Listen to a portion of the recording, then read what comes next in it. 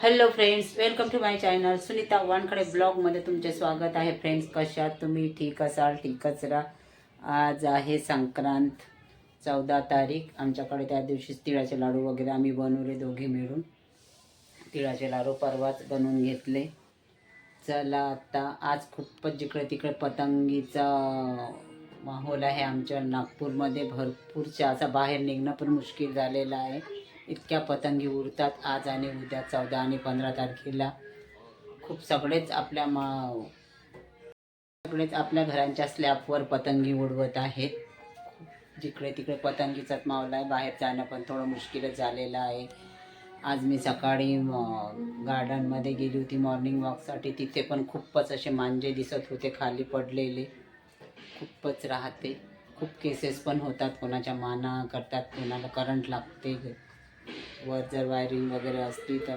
पण तरी हा जो शौक आहे लोकांचा खूपच आहे लोकांमध्ये हा शौक पतंगी उडवण्याचा. चला आता प्रांजू आणि स्वप्नील, मला केकचा ऑर्डर आला आहे. केक बनवून द्यायचे आहे. थोडं सामान नाही आहे कारण एवढ्यामध्ये केकची ऑर्डर खूप कमी आहे. तर मी काही सामानासाठी केर नाही केली. तर सामान नाही आहे. तर प्रांजू आणि स्वप्नील गेलेले आहेत सामान आणण्याकरता. चला आता केकचा बेस पण तयार केलेला आहे मी.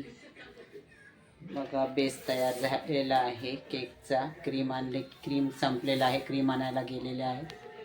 चला आता क्रीम आणली की केक तयार करून देते कारण मला 3 वाजताच केक तयार करून द्यायचा आहे.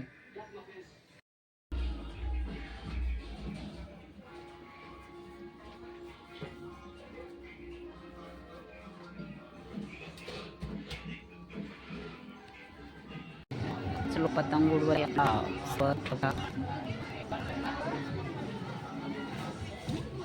6 वाजून राहिल्या, 5:45 तरी लोक पतंगच उडवत आहेत.